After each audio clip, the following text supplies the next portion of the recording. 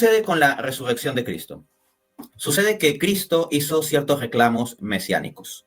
Pero no solo Cristo se afirmó a sí mismo como el Mesías, sino que, como pueden comprobar, por ejemplo, en Mateo 12, del 39 al 40, Cristo señaló su propia resurrección como el milagro clave que vindicaría su identidad como Mesías. Él específicamente lo puso en esos términos. Ahora bien, si Cristo ha sido resucitado, entonces es irrazonable, altamente irrazonable, la postura de decir que no es el Mesías. Para argumentar racionalmente la resurrección, yo presenté en el debate el enfoque de los hechos mínimos. Existen varios enfoques para presentar el argumento de la resurrección, pero para fines de un debate, un esquema sencillo, rápido, es el enfoque de los hechos mínimos.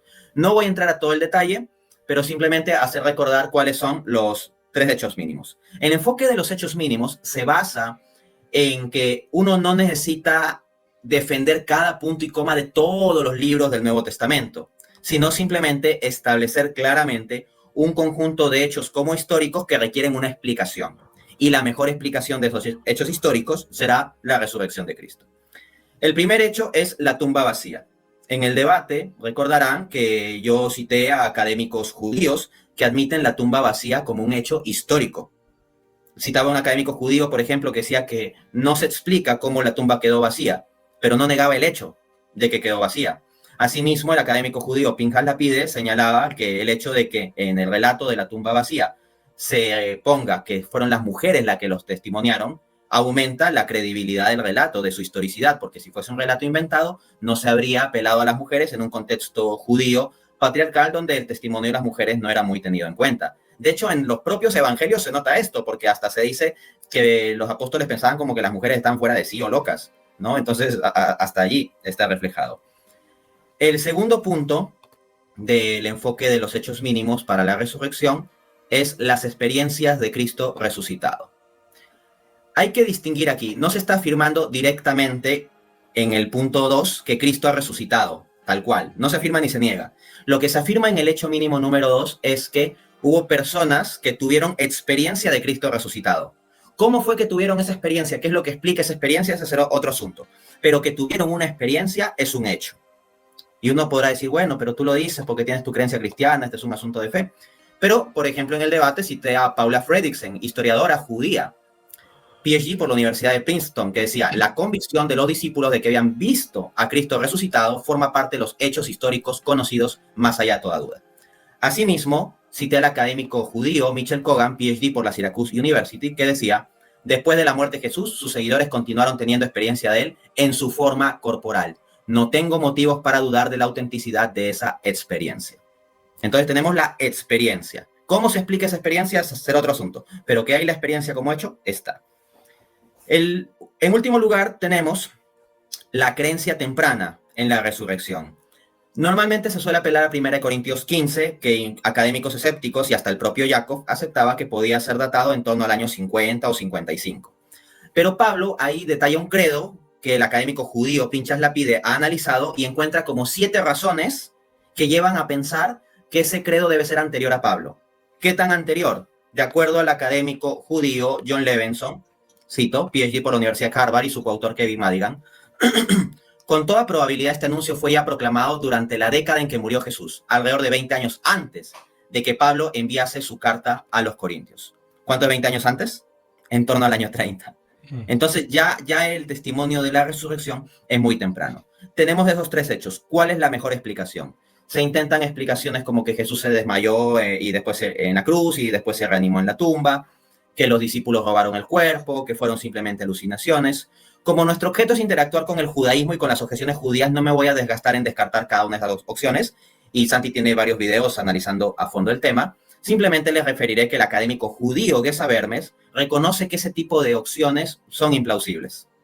Y a su vez el académico judío Pinchas Lapide reconoce que la mejor explicación sería la resurrección misma, la cual habría que afirmar como hecho histórico porque sus resultados fueron históricos.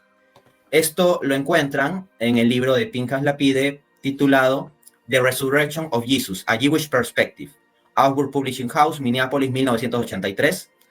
Dice que es un hecho de historia, página 92, y que debe haber ocurrido algo histórico porque sus resultados fueron históricos. Página 127 a 128. Ahí tenemos presentado básicamente el caso para la resurrección. Ahora, amigos míos, quiero que vean cómo va a quedar fortalecido, muy fortalecido el caso de la resurrección, enfrentando las objeciones judías contra el caso de la resurrección. Que la resurrección no tiene nada que ver lo uno con lo otro, ¿ok? Pero yo, Jacob, el judío ortodoxo, no veo ningún problema en una resurrección, porque la resurrección no es una de las facultades del Mesías. No importa si una persona revive o no, no tiene nada que ver. A ver, confirmen en el chat, ¿se logró escuchar bien? ¿Se escuchó bien? Sí, se escuchó bien. ¿Sí? Perfecto. A ver, esto a mí sinceramente me deja así, wow, alucinado. O sea, decir, como judío no tengo problema con la resurrección, eso está bien, bien complicado. Yo podría haber entendido perfectamente si Jacob hubiera tomado el enfoque de decir, esos que tú dices que son hechos, no son hechos en realidad por tales y tales y tales razones. O decir, bueno, lo que tú planteas, la resurrección como la mejor explicación de esos hechos, no es la mejor explicación porque hay esta otra explicación que tiene más capacidad que la que tú estás dando. Esas me parecerían vías razonables para abordar el asunto.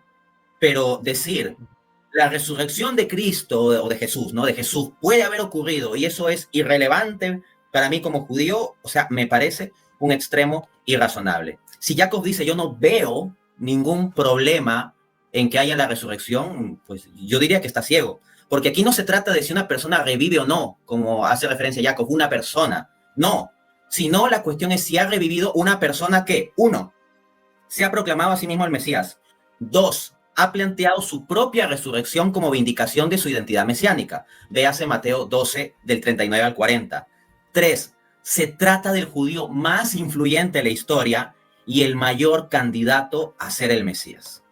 Entonces no se trata de si una persona revive o no, sino si esta persona tan singular, tan particular, revive o no. Decir que es irrelevante no me parece una perspectiva razonable. También tengo que apuntar que acá hay una falacia de premisa falsa o indemostrada. Jacob dice, la resurrección no es una de las facultades del Mesías. Eso será según cierta línea de interpretación particular poscristiana y o anticristiana. Pero lo que nosotros tenemos es que de entre las fuentes judías se halla también la señalización hacia la resurrección del Mesías. Por ejemplo, en Isaías 53, del 8 al 12, la gran profecía del siervo sufriente. Ahora, alguno me dirá, no, Dante, tú estás forzando el texto porque como tú tienes una mentalidad pequeña, mentalidad de esclavos, quien haya visto cierto video del día de ayer sabrá por qué digo hasta mentalidad de esclavo, que te gusta un show de luces y por eso es que tú ves acá una resurrección del Mesías. Bueno, ok, Dante, es que tú no eres judío, tú no sabes hebreo. Pero resulta que el académico judío ortodoxo David Flusser, PhD por la Universidad Hebrea de Jerusalén, en su libro Judaism and the Origins of Christianity, editorial Magne, Jerusalén, 1988, página 423, dice lo siguiente. Aunque el siervo fue traspasado por nuestras transgresiones, torturado por nuestras iniquidades, versículo 5, gozará de larga vida, versículo 10. Entonces Isaías 53 podría entenderse no solo hablando de la muerte del siervo, ver también versículos 8 y 9, sino implícitamente también de su resurrección. Entonces, no es algo que sea sacado absolutamente de la manga. Tenemos un académico judío que admite que el texto puede verse en términos de resurrección, el mismo de Isaías 53.